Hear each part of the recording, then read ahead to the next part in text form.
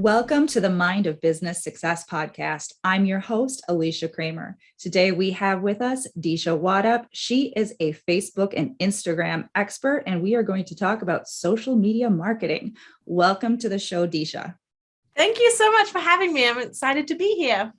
Let's talk about your area of expertise, because social media is an important part of virtually every business's marketing strategy. Of course, that's going to vary depending on the type of business, but you really do specialize in helping people to utilize Facebook, especially to grow their client base. And we're talking about connecting with your ideal clients, which I think is something, if anyone has been in business for any length of time and had some less than ideal clients, which happens to all of us, myself included, luckily,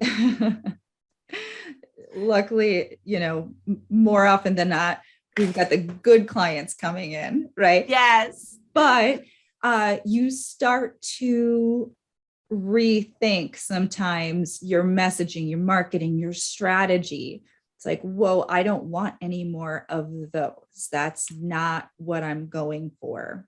So tell us about your business. Yes. So I started my business in 2016 as a social media manager. And I started working to manage other people's social media. And I realized there's a massive gap and a disconnect between who I was working with, because as a social media manager, I scaled my business. So I was working with 6- and 7-figure business owners to manage their social media, which was brilliant. But I was doing different strategies than what I was doing on my own business. Because as my own business, what I was doing as a solo person, obviously huge 6- and 7-figure business owners have a team. I now have a team of 5 that work with me. So it's easier to manage and create that strategy. Whereas when you're on your own, it's a completely different ball game and a completely different strategy. So there was a disconnect between what I was doing to generate leads in my business and what I was doing with the people that I was working with as a done for you service. So I launched the coaching side of things so that I could help and go back and help people that were just starting out and needed that strategy. And as you say, it comes down to a lot of the messaging and branding and the voice that you use to connect with your ideal clients as to how they come across and how they find you. And I am a big believer in not having to go out and cold DM or do the sleazy sales thing on social media just to get leads. I'm a huge believer in creating amazing content that drives people to send messages to you and drives people to automatically buy from you. So it becomes easy once you've got that content nailed down and you're really speaking to those ideal clients and standing out in a unique way, then people slide into your DMs and buy from you all the time. And that is the glory. Got it. So you covered a couple of interesting points as you were going through all of that. And we all have been on the receiving end of people trying to solicit their product or service to us on social media. It's very off-putting. So it's almost like there is a psychological resistance to anyone trying to sell you anything, even if it's something that you may want or need. Yeah. So what are you seeing work better than that? Because there are a lot of people out there. I mean, I must have gotten hundreds of solicitations just on like LinkedIn, for instance. Let us help you market on LinkedIn. And I'm thinking to myself, I don't want people thinking that I'm doing that to them.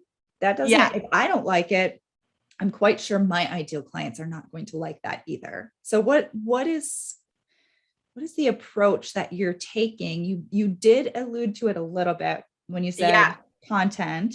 Talk to us a little bit about that. Yeah. So it's showing up and being human. And that is something that I think a lot of people have missed in the social space because people are trying to sell or they're trying to avoid being sold to. And people forget that it is literally just being social. It's about being human. It's about sending people happy birthday messages when it's their birthday. It's about liking the picture of their dog and saying congratulations on their posts. It is about being human and connecting from a real personal space. And it's remembering those milestones in their lives, whether that be business, personal, or whatever, and reaching out to them on that point as well. So I have a system of content that I create where I make sure that I am sharing massive value so people can learn so much just from reading my posts. And if people never buy from me and make money, I have people in my Facebook group that tell me all the time that they've made money just from watching my posts. And I'm like, yes, I love it. And I get messages from people being like, I posted in your group and I've signed clients. I'm like, yes, I love it, because I'm all for that. If people can make money without even paying me and just learning from the content that I share, then that is amazing. And that's exactly what I teach my clients. If you can educate people, whether you're a business coach or a life coach or any other form of, I work with a whole variety of different businesses, and it's all around getting people to follow you consistently. And people follow you consistently if you're providing them with value and entertaining content. And when I say value and entertaining content, I'm not saying salesy content. I post salesy content maybe 2 or 3 times a week. And I post 7 or 8 times a week in total that are all sorts of different stuff. So, and that's on my personal profile and in a Facebook group as well. I don't really use a business page anymore because the reach is astronomically bad and it's so hard to get it out there. I just don't bother unless I'm going to run ads. I have it ticking over so there's content on there so that people know I exist. But that's it. I focus my strategy on my personal Facebook page and my Facebook group. And I use a system to make sure that if it is somebody's birthday, I'm sending them a happy birthday message.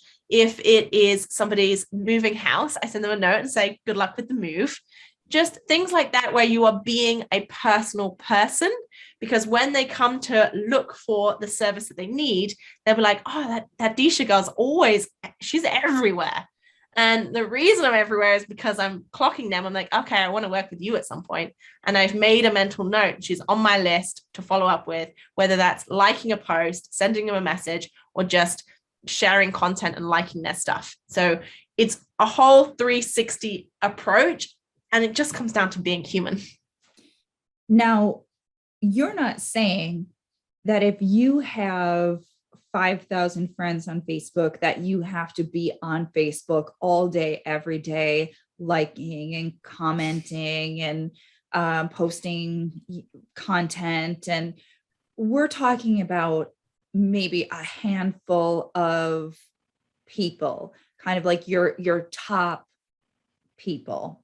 And is it safe to say that that's also relevant to people who might be collaboration partners or could be a potential joint venture partner, some type of business relationship as well, to stay top of mind and create that deeper level relationship? Yeah, absolutely. And I have made some amazing business relationships and friendships from doing exactly this. One of my business partners right now, we are doing a retreat actually soon, and we've just launched something together and I met her through doing this, and I was like, we see she's a branding expert, so I was like, right, we've got some synergy here, let's create some magic together. I have a friend in Canada that I've never met in real life, and we speak almost every day because we're doing the same sorts of things in business, and that is from just being human. And I think especially as entrepreneurs, it's so lonely because it's on the online space. There is a lot of people in your physical world that will have no idea what you do. My brother actually referred to me once as a well-paid hippie, because he's like, you get paid really well, and all you seem to do is sit on Facebook all day. I have no idea what you do. Yeah, that's all I do. Don't worry about it. But nobody in your physical world really gets it. So it's really nice to have that community of peers as well as clients that you can connect with on that level. And again, just being human and having that human relationship with people, even if it is through a screen. So there are going to be some people listening who think to themselves, this takes too much time. Mm-hmm. Let's talk about that objection. So for a business professional who is already busy running their business, they may be also in a position of fulfilling many of the products and services, depending on the type of business that they're in. What are we talking? What kind of investment in this do they need to make in terms of time? Yeah, so I tell my clients to set timers and be focused with your time on social media.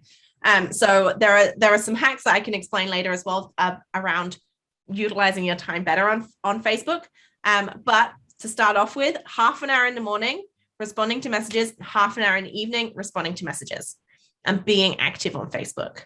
There are things that you can do, like I have a new what is called a Chrome plugin called the News Feed Eradicator, where I do not have my Facebook newsfeed on my desktop at all. So I cannot mindlessly scroll. I have to be specific about the time that I spend on Facebook. So I am specific about the messages I send. I use a software called Group Track that manages all of my conversations. So when I'm having conversations, again, I'm being mindful about those, and I'm sending messages directly and using different software so that I'm not getting distracted with Facebook inbox. The same with, and you have to be careful with friends and family on Facebook. And from years of doing this, my friends and family know now that if they message me on Facebook, they're not going to respond, because it gets lost in the hundreds of DMs that get sent out in my Facebook all the time. So they send me on WhatsApp, and that's their platform, or a text message or a phone call. They're not sending me Facebook messages. And the same with friends and family posting anything on Facebook. You can also snooze people. So if you're in a moment in your business where you're in a sales hustle, you can snooze people on Facebook as well. So you can snooze people for the 30 days. They don't get notified. They don't get aware of you've snoozed them, but you don't see their posts coming up on your newsfeed. So people who are never going to buy from you, are friends and family, things like that, you can snooze them. So you're not seeing that posts as well. And then be active in, I say, 5 to 10 Facebook groups per week, and be consistent in those groups. So again, set that timer, be mindful, be in those groups for that moment, and come out and be engaging and human in those groups and connect, and then get out and get on with your day. But don't be tempted to check the notifications every 5 seconds throughout the day, because that's the endorphin hit, right? They talk about that a lot, and the downside of social media and the endorphins we get when we get a like and engagement, and that gets us checking our notifications even more, and then that's how we become addicted. I am very I don't have those notifications pop up on my phone at all, so I cannot see it when I'm not working, and I don't try not to check it at all when I'm not in work mode. So those are my top tips. Okay, that was a lot of really, really, really good information. So people are going to have to go back and listen again and make sure that they can take notes on these things. What we're talking about here is being strategic. Yeah. This is not just playing on social media.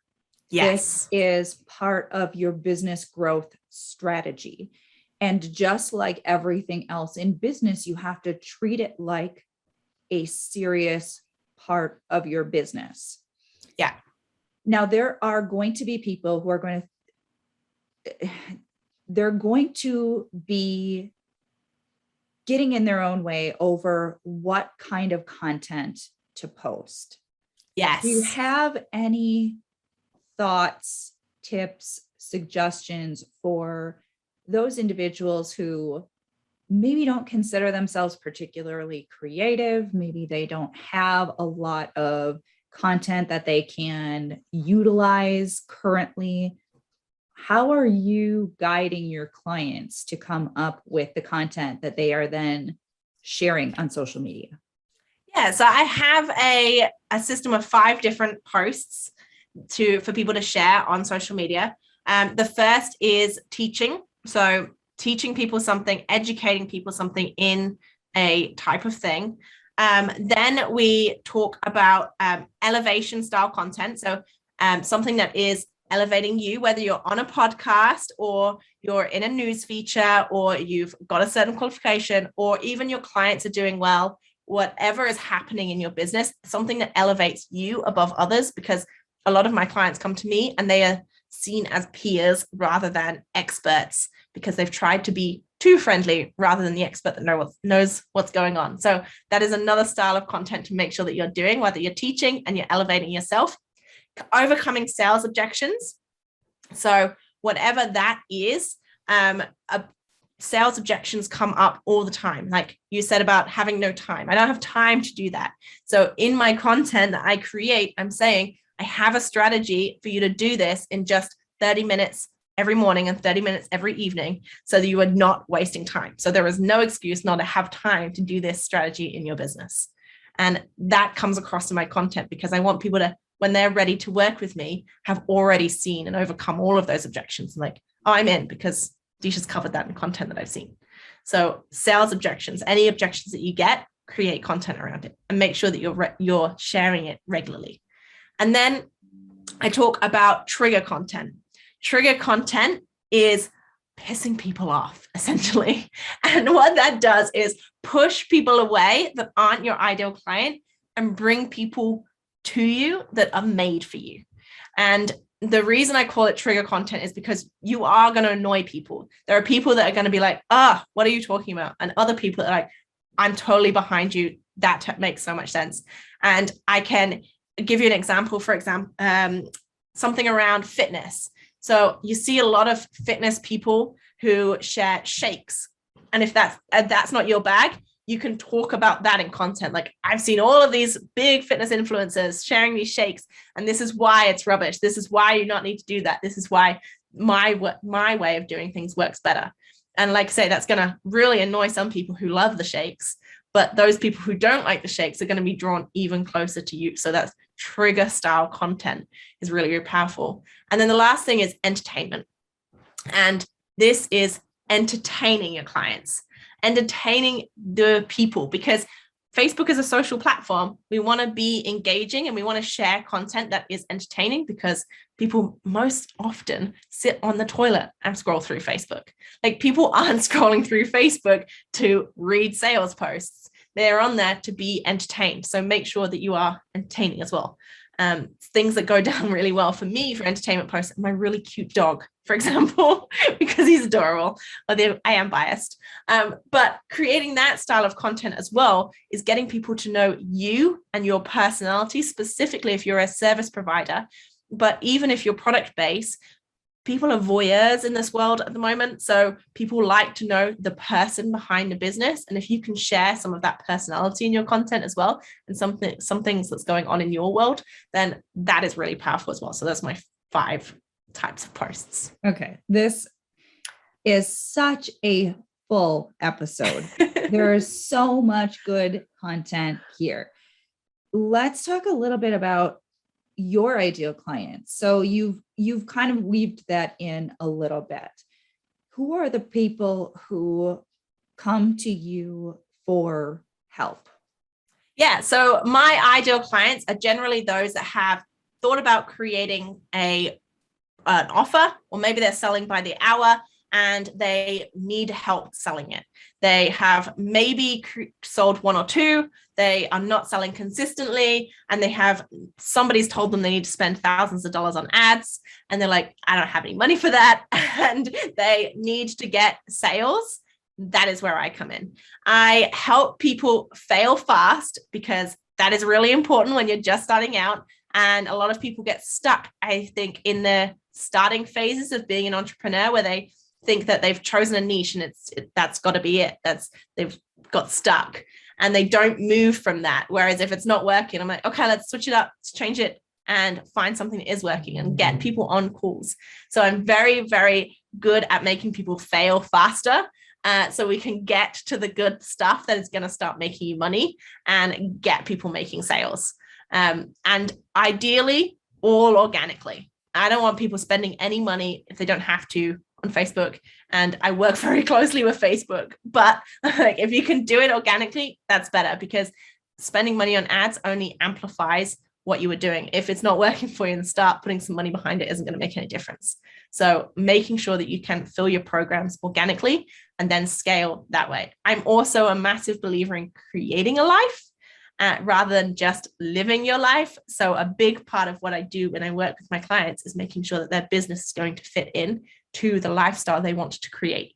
So whether that means spending more time with family or traveling, my big passion is traveling. So creating a business that fits around that as well is really important. That's awesome. I love that. And I too am an advocate for creating a business that fits your lifestyle.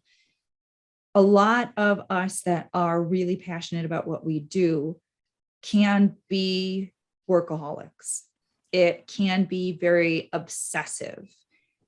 And there's nothing wrong with spending a lot of time in your business. In fact, it's one of the kind of foundational pillars for most people's success.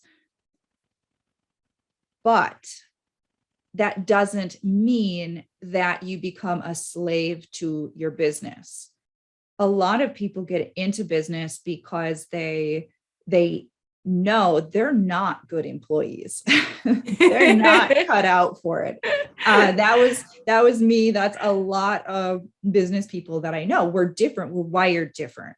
Yeah. Oftentimes we're not the, yes, sir, yes, ma'am type of person. We tend to be a little bit more dominant, a little bit more assertive, even, and I had a previous guest, we were talking about being an introvert. Doesn't matter if you're an introvert, an extrovert, does not matter.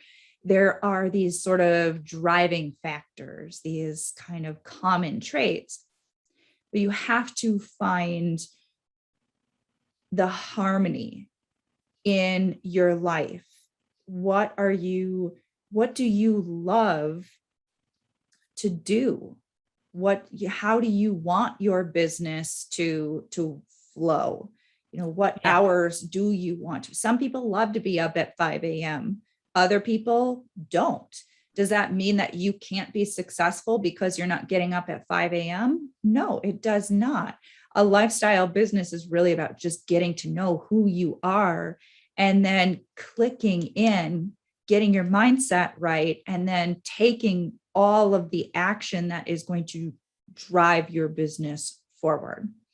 So I want to segue into the mindset stuff, because you've been at this for a while now. You've created success for yourself. You have a team.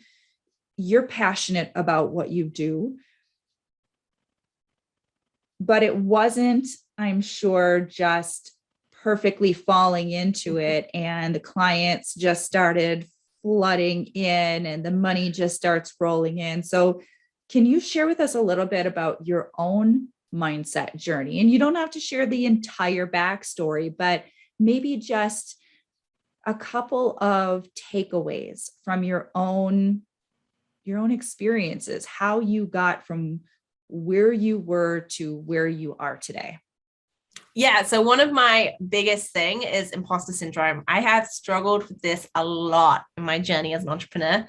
And I went back to jobs several times in my past, and I knew that I wanted to do more, but I just didn't know what that was. And I wrote a chapter in a book recently that shared all of those ups and downs and journeys around leaving multiple jobs to start businesses and failing because I just didn't have enough belief in myself. And when I finally went all in on my business was actually overtaking my full-time salaried income. And I still didn't feel ready. And I thank the universe now, because my boss was a bully and I was forced into quitting. But that was the universe's way of saying, dude, you need to do something because this is ridiculous. I was like, okay, I get it. I got it. And I handed in my notice. And like I said, my business income was already overtaking my full-time salary, and I was working half the time. I'd already had a team member at that point. I'd hired a VA before I even quit my job, because I still wasn't confident enough about relying on my income as a business to sustain me. As a single woman, I had to pay for a mortgage, all the bills. There was nobody else that was going to back me up if my business did fail and all my clients left me. And that was a huge fear for me, because I was like, I can't afford not to pay my mortgage. If I quit my job and I can't afford my mortgage, I will lose my house. And there's no one who's going to back that up. So that was a big hurdle for me. And working on my money mindset has been huge. And even now, hitting 6 figures and the new money mindset issues around that, and buying another house and investment properties and that side of things, is a whole nother ball game that I am going through at the moment. It's like, okay, now I need to up level. And one of the things I always come back to is, what would I do if I was already successful? So if I was already making the money I wanted to make, if I already had the investment properties I wanted, if I already had the portfolios I wanted, if the business was already doing what I wanted to do, what decisions would I be making? And I make those before I'm ready. And that is something that I'm reminded of all the time, going back to, okay, and I call it my CEO days. And I'm a big advocate of these, of really reflecting on your business as a whole and how everything looks, even down to your expenses, your team members, everything, and saying, okay, if I was already where I would be, what decisions would I be making before I'm there? And I make those way before I'm ready. And I always thrive from a place of fear. Jump before you're ready and then figure it out afterwards. I've pre-sold things 3 months out because I jump before I'm ready. I put a post out and go, we'll see if this flies. And then people buy and I'm like, oh, okay, crap, I gotta go make that now. Because that's how I work best. If I sit on it for a while, it doesn't work. So go to those CEO days and really evaluate what is working in your business, what isn't working, and then make those decisions from a place you would be making those decisions from if you had already been successful. Is a big thing of mine. You shared some really, really, really good points. And because of the work that I do with business owners, not only have I personally gone through a lot of these things myself, but I see them with my clients and that process of up-leveling. When people are dabbling in businesses, there are always unresolved fears. There are always massive amounts of self-doubt, self-worth, self-confidence issues, so much old conditioning, so much that has been bought into from parents and, family and cultural and society. Play safe, stay safe, don't take a risk, you're not good enough. And that'll keep people stuck. Yeah. Indefinitely, unless and until they start to work through those things. And a lot of people at that level are looking at someone who has achieved a certain degree of success. And there's a huge disconnect because they don't see themselves in their own mind in that way. So even though their inner being is like calling them to step out, go for it. And you heard it. I know you heard it, right? You were feeling it for all of those years. And you'd step out and you'd get scared and then you'd retreat and you'd pull back, but that calling never goes away. And when you get to a certain level, so you do a lot of the inner work, you release a lot of the stuff, you overcome the fears, you start to build the confidence, and now it is time to up level. You're going to encounter a whole new set of fears, doubts, insecurities, limiting beliefs. And I always tell my clients, it really does suck when you're going through it. Yeah. But it is a really good thing. It is such a good thing. It is showing you are ready to go to the next level. And all of that stuff that's coming up is old subconscious conditioning that does not fit who you are becoming, the level that you are moving up into.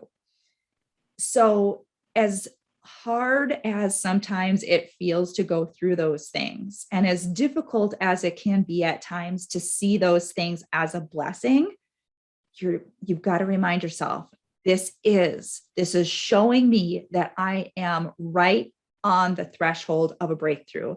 I'm right at the threshold of breaking through to that next level, that level that I've been reaching for, dreaming of, feeling myself desiring so passionately, so powerfully. And you're right there. And all you got to do, because those old fears are like trying to hold you back, trying to keep you safe. And they seem so justifiable, so incredibly justifiable.